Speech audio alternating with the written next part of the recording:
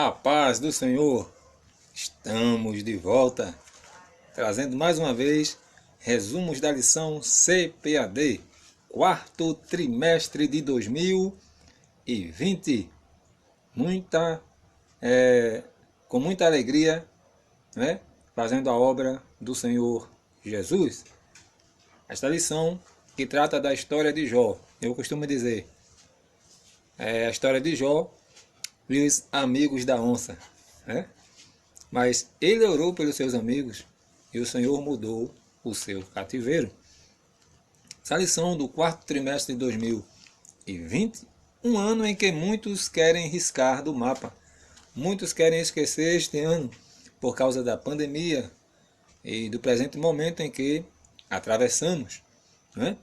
Mas quem serve a Deus sabe que não vive por vista, mas vivemos por fé. E tudo contribui para o bem daqueles que amam a Deus. Até as calamidades, sofrimento. Tudo isso nós podemos tirar lições para nós. E essa lição vem numa boa hora, né? Porque muitas perguntas são feitas, né? Por que o justo sofre? Por que a calamidade? Por que Deus permite? Por quê? Né? A humanidade, ao longo dos séculos, né, está sempre com estas perguntas, né? Muito bem. E você vai ver que os amigos de Jó, entre aspas, você vai ver que esses amigos, eles ficam 7 dias, né, só observando o sofrimento do patriarca. E depois, quando abrem a boca, é para, né, falar, né, coisas praticamente contra Deus, né, e contra Jó. Mas nós sabemos que o Senhor, ele era na vida de Jó, né? E a teologia que os amigos de Jó, né, trazem, estão presentes hoje. Teologia da prosperidade, teologia da confissão positiva e outras mais, né? Mas é possível alguém que serve a Deus sofrer? Todas essas teologias caem por terra, né? Quando nós lemos lá no livro do profeta Isaías, abra sua Bíblia, capítulo número 43 e versículo 2, está escrito: quando passares pelas águas, estarei contigo. Quando passares pelos rios, eles não te afogarão. Quando passares pelo fogo, não te queimarás, nem chama alguma arderá em ti. Então já cai por terra a teologia dos amigos de Jó, né? A teologia de que se há sofrimento é porque há pecado, e outras mais. Porque o texto não diz se passares. Não, o texto diz quando passares. Porque todo cristão, né, todo crente, ele vai passar. É inevitável neste mundo não passarmos. Mas o bom é que nós passamos e não permanecemos. Só uma coisa que permanece, a palavra do Deus Todo-Poderoso. Amém? Louvado seja Deus. Então, todo ser humano vai passar. Quando passares, o Senhor diz: eu estarei contigo. Você vai passar, mas você tenha a certeza de que o Senhor estará contigo. Muito bem. A leitura bíblica em classe está em 3 livros, né? Em 2 Timóteo, capítulo 3, né? E Ezequiel, capítulo 14, e também Tiago, capítulo de número 5 e o versículo 11. 2 Timóteo, capítulo 3, verso 16, Ezequiel, capítulo 14, versos 14, verso 19. Muito bem, por isso que é importante termos o exemplar da lição. Temos um cardápio recheado. A primeira lição, que é a de hoje, estudaremos sobre o livro de Jó. Lição 2, quem era Jó? Lição 3, Jó e a realidade de Satanás. Lição 4, o drama de Jó. Lição 5, o lamento de Jó. Lição 6, a teologia de Elifaz, só os pecadores sofrem. A lição 7, a teologia de Bildade, se há sofrimento, há pecado. Na lição 8, a teologia de Zofar, o justo não passa por tribulação. Lição 9, Jó e a inescrutável sabedoria de Deus. Não é? Muito bem. Lição 10, a última defesa de Jó. Lição 11, a teologia de Eliú. O sofrimento é uma correção divina. A lição 12, quando Deus se revela ao homem. A lição 13, por fim, quando Deus restaura o justo. Ainda que caia, não ficará prostrado. Haverá renovo, né? Haverá liberdade, haverá salvação, haverá livramento, haverá restituição daquilo que se perdeu. O Senhor é Deus de restituição na tua vida, na tua história. Diga amém. Louvado seja o nome do Senhor. Temos uma introdução. Neste trimestre estudaremos o livro de Jó, uma das obras mais fascinantes da Bíblia. Não há em toda a literatura bíblica outra obra semelhante, diferente na sua estrutura, no estilo e, sobretudo, no conteúdo. O livro de Jó demonstra a grandeza de Deus diante da finitude humana. No capítulo 14 de Jó, mais na frente você vai ver, quando Jó diz, o homem, se morrer, fica prostrado. Se morrer, o homem se acaba. Aí ele compara com a árvore. Mas a árvore, ele conhecia de botânica, né? Ele diz, mas a árvore se acaba toda. Ainda assim envelhecer. Na terra, a sua raiz, há esperança. Porque ao cheiro das águas haverá renovo. Amém? Louvado seja o nome do Senhor Jesus. A autoria, local e data do livro em questão, o livro de Jó, chamado de patriarca. Quem escreveu o livro de Jó? Muitos dizem que foi Moisés, né? Eliú, Salomão, Ezequias, Isaías e até mesmo Esdras, né? Há uma divergência acerca disso, né? Não chegam a um denominador comum, mas alguns dizem que Moisés escreveu quando ainda estava lá na terra, na casa do seu sogro, né? Quando possivelmente, alguém diz que possivelmente ele ouviu essa história de Jó através do seu sogro, que seria um parente de Jó, o Jetro, sogro de Moisés. E alguns dizem que ele ouviu essa história, né? E aí foi escrevendo, né? Mas sabemos que o autor da vida de Jó é Deus. Amém? Se não chegarmos a um denominador comum aqui na terra. Mas sabemos que quem escreve a minha história, a tua história, é o Deus grande e todo-poderoso. Os que não acreditam no mover sobrenatural de Deus sobre os autores bíblicos fazem do livro uma colcha de retalhos. Afirmam ser ele produção de vários autores em diferentes épocas. Entretanto, o cristianismo histórico e conservador não tem o livro de Jó como uma ficção religiosa, mas como uma narrativa poética inspirada por Deus e redigida por um único autor. A própria Bíblia não apresenta indicações do autor do livro, mas o fato é que o autor conhecia a forma poética e nela expressou a maior parte do livro. É chamado de um livro poético, classificado como o primeiro livro poético, né?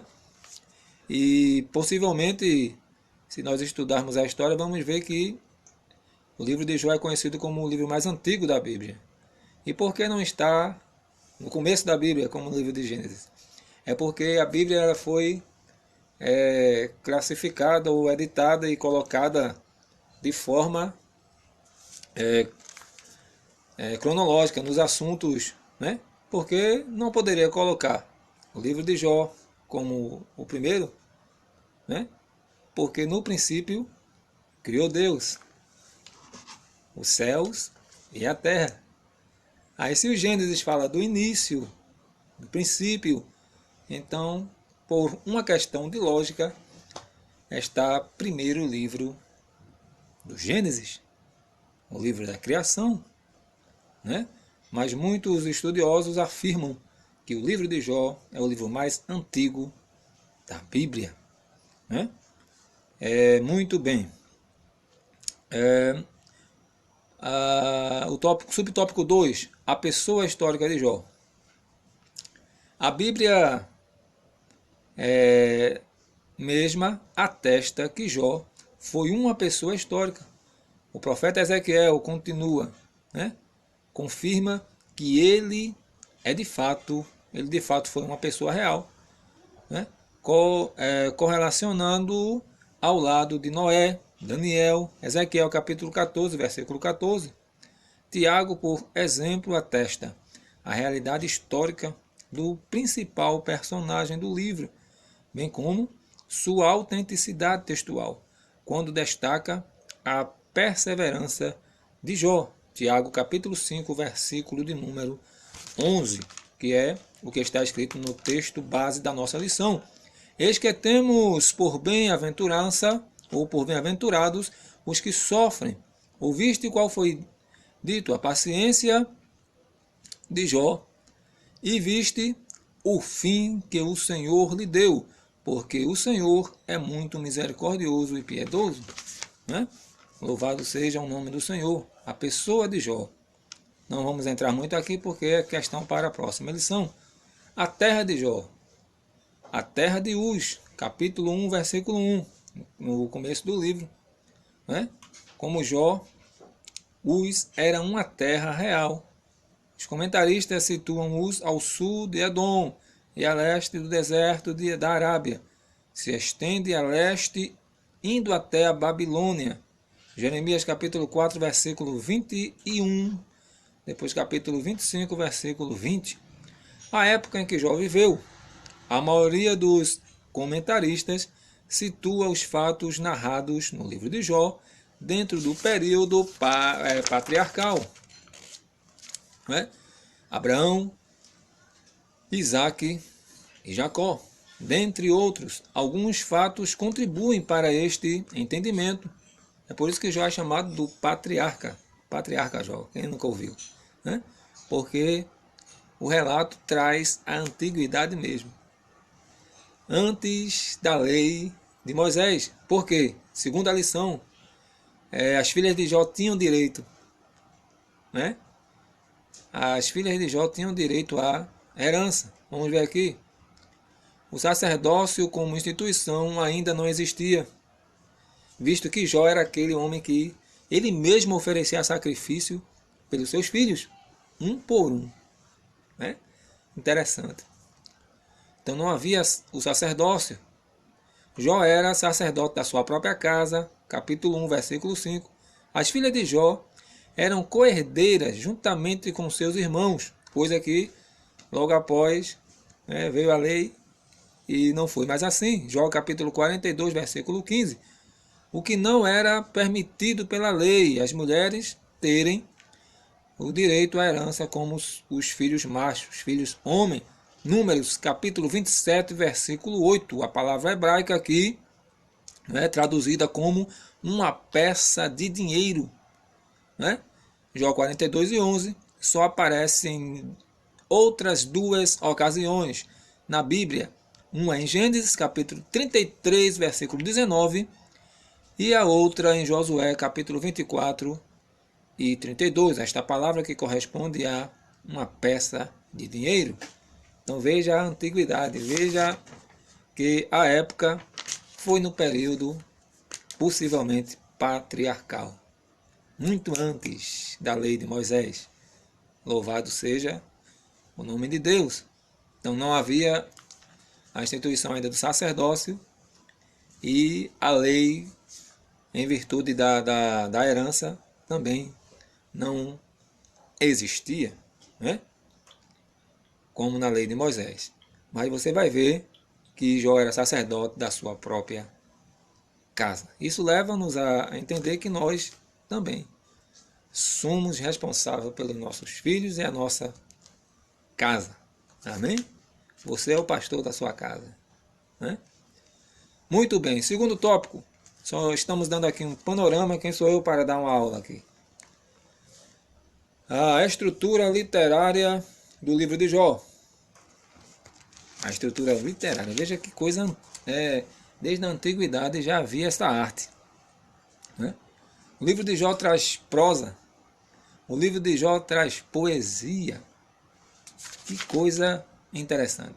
O leitor que deseja ler o livro de Jó precisa dar-se conta de que diante dele há uma obra de natureza poética. Isso não torna o livro de Jó menos inspirado do que outros da Bíblia, mas revela que ele pertence a um diferente gênero literário. Jó precisa ser lido desta forma. A estrutura desta obra demonstra isso. O texto é uma combinação de prosa, poesia e prosa, nessa ordem, né? Prosa, poesia e prosa. Ele está literalmente organizado assim, uma prosa nos primeiros capítulos e uma longa poesia no meio do livro, mas uma prosa no último capítulo. Assim, o prólogo, né? Veja aí. E o epílogo. E também estão em prosa o texto intermediário em poesia, Jó 3, verso 1, e Jó 42, e o verso 6. A organização no texto em poesia, a seguinte organização: um monólogo. É quando Jó começa a falar sozinho, para ele mesmo. Monólogo é quando a pessoa fala para ele mesmo, para si mesmo, ou fala para uma plateia, ele sozinho no palco. Isto é um monólogo feito por Jó. 3 ciclos de diálogos entre Jó e seus amigos. Aí já é um diálogo. Elifaz, Bildad, Zofar. 4 outros discursos de um quarto amigo, jovem, Eliú, segundo pela revelação de Deus, onde ele manifesta o seu poder e graça. E finalmente a humilhação de Jó diante da revelação divina e de sua restauração completa. Muito bem, Eliú entra em cena. Primeiro esses 3 amigos de Jó, Bildad, Zofar, Elifaz, que descem a madeira, como diz, né? E tratam Jó, né? Não demonstram a amizade, né, verdadeira, mas são amigos da onça, né? Muito bem. Mas em um certo momento aparece Elifaz. Não sei se ele estava no meio ali ou ele apareceu depois, mas o certo é que Elifaz traz uma palavra, né, um pouco melhor para a nossa compreensão. Abundância de figuras de linguagem. O livro, ele é muito... O autor almeja que seu texto seja colorido. Ele é muito... Tem muita... o colorido, né? Tem muitos exemplos, né? Muitas figuras de linguagem. E isso, às vezes, traz para o leitor como se fosse um conto, como se fosse uma fábula, ou um conto, um conto da carochinha, né? Como se dizem por aí. É muito enfeite, né? Mas para a nossa compreensão e a compreensão da época em questão, o autor almeja que o seu texto seja colorido ao invés de preto e branco. Jó, por exemplo, usa a figura do vai e vem do tecelão ele demonstra a brevidade da vida. Jó capítulo 7, versículo 6. O vento, 7:7, a nuvem. Capítulo 7, verso 9, a sombra. Capítulo 8, versículo 9. Capítulo 14, verso 2. Uma corrida, uma águia, uma flor. Capítulo 9, verso 25. No livro também há recurso estilístico, né? Que é de paralelismo, onde os elementos literários repetem-se na mesma ordem. Então observe, né, que o livro há um recurso estilístico, que há um estilo. Estilístico vem de estilo, de estilista, né? E há um estilo próprio, né? Porque Deus não trabalha com cópia, né? Deus fez cada um com seu DNA, né? Deus fez cada um com a sua marca registrada. Então, há um estilo próprio no livro de Jó, né? Que não se sabe quem escreveu, na sua compreensão total, há divergência, mas há um estilo próprio, né? Tem prosa, poesia, tem muitas figuras de linguagem, mas tem o agir de Deus do primeiro capítulo ao último capítulo do livro de Jó. Na tua história também há o agir de Deus, diga amém. A natureza e mensagem do livro de Jó. Por que os justos sofrem? A pergunta que se fazem ao longo dos séculos, né? Tem até um salmista, né, que ficou olhando a prosperidade do ímpio, quase que se desvia.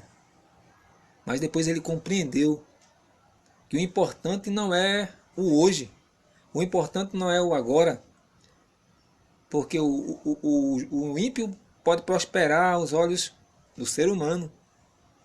Melhor carro, melhor casa, mulheres, né? A vida parece que está tudo bem, parece que há uma prosperidade, mas quem disse que prosperidade é só dinheiro? Quem disse que prosperidade é só bens? O patriarca Abraão é um grande exemplo, quando a Bíblia vai dizer que Abraão possuía muitos bens. Está lá no livro do Gênesis. Abraão possuía muitos bens, mas hoje os bens possuem algumas pessoas. O perigo é quando os bens nos possuem, mas Abraão possuía os seus bens. E quem possui os seus bens, quem possui os bens para a glória de Deus, tem prosperidade. Mas quem se deixa se possuir pelos bens que tem, o caminho é de morte. E o final que o salmista viu, que era um final horrível, né? Mas você pode não ter o que o ímpio tem. Você pode não ter a vida que almejava, mas lança o teu pão sobre as águas. Mas busca primeiro o reino de Deus, e as demais coisas vos serão acrescentadas. A prosperidade não está em ter tantos os bens que alguém tem, todos os bens que alguém tem. A prosperidade está em reconhecer que há alguém sentado em cima, lá no trono, em que você é dependente.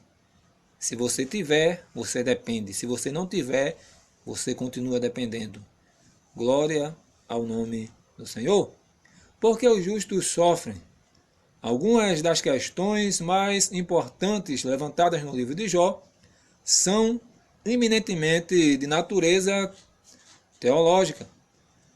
Porque há perguntas que até hoje não há respostas, né?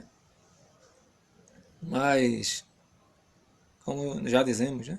Já dissemos, o cristão vive por fé e não por vista. Você pode não compreender Deus. Você pode não compreender. Você pode não entender.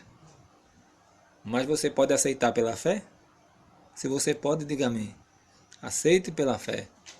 E a caneta. Muito bem, essa é a pergunta que a humanidade se faz, né? Por que Deus permite as calamidades? Por quê? Mas tudo contribui para o bem daqueles que amam a Deus.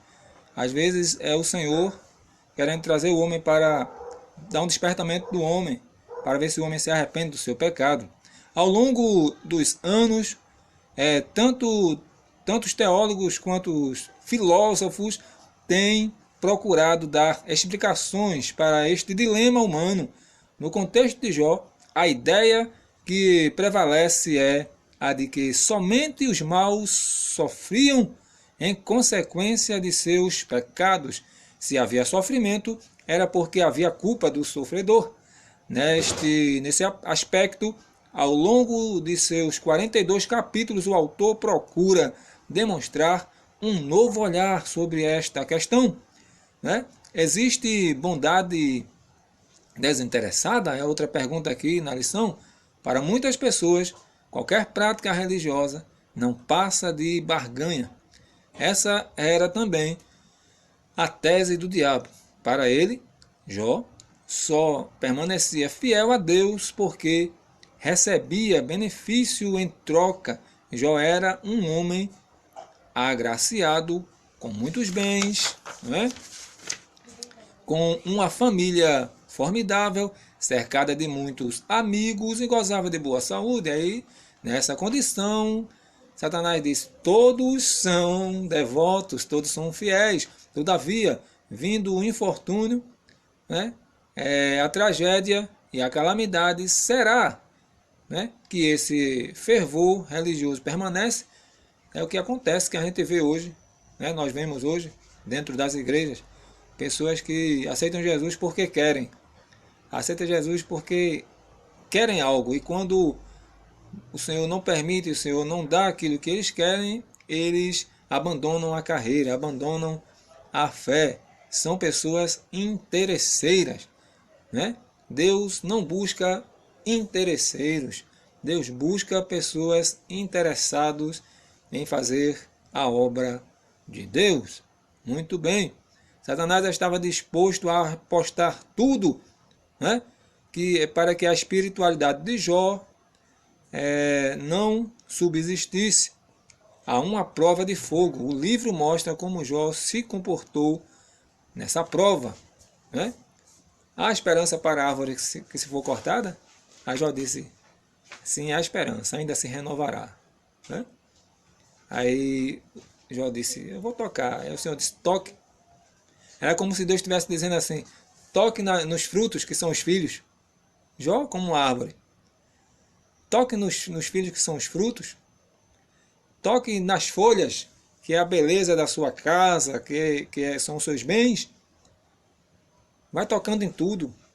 Agora tem uma coisa: na raiz você não toca. Aleluia. Aí o cheiro das águas vem. Saltar só o pó, se coçando com um caco de vidro, de telha, Está lá desprezado pelos amigos. Está lá na miséria. Mas vem aí o cheiro das águas. O Senhor vai mudando o cativeiro dele e vai trazendo restituição. Amém? O importante não é crescer para cima. O importante não é só crescer para cima. Crente também cresce para baixo. E crente que tem raiz aprofundada pode cortar tudo, pode se acabar tudo. Pode se acabar folhas, pode se acabar frutos. E alguém diz: morreu, não se levanta mais. Mas ao cheiro das águas. Há um rio cujas correntes alegram a cidade de Deus. Diga amém. Pode o homem compreender Deus? Jamais. Amém? Jamais. Os últimos capítulos de Jó mostram os impactos que a revelação divina tem sobre os homens, como Paulo, que foi verdadeiramente mudado quando contemplou o Senhor. Uma visão, Atos 9, 1 ao 17. Assim também Jó é totalmente transformado quando contempla a majestade do Senhor. Jó 38, verso 42. A questão para Jó não foi tanto entender Deus, mas experimentá-lo e viver e experienciar Deus mudou completamente a vida de Jó. Diga amém. Louvado seja o nome do Deus Todo-Poderoso. Então, não se dá para compreender Deus na sua totalidade. Tem até um que diz, ninguém explica Deus. A gente tem que aceitar. Aceite a vontade de Deus para a tua vida. Viu? Aceite, porque a vontade de Deus é perfeita, boa, agradável. É a vontade de Deus para a tua vida. Que Deus abençoe a tua casa, a tua família, e que neste novo trimestre possamos estar juntos, aprendemos sobre a vida deste patriarca e tirando lições, né, boas para nós, né? Porque toda a escritura divinamente é inspirada, né, para Deus,